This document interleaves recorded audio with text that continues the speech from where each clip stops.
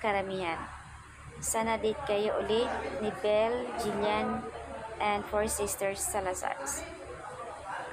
From Salazar Sisters to Paraiso, hindi magkakahiwalay talaga si Charlie Dizon and Alexa Ilacad.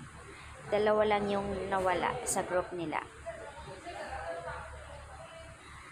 At sa post naman din ng isa ni Alexa Ilacad, kanina lang, at Kiko Milano PH, kung saan nakasama na nga niya, finally, ang kanyang iniidolo na si Marian Rivera. Sobrang kilig si Alexa at naka-IG story pa nga ito sa kanya.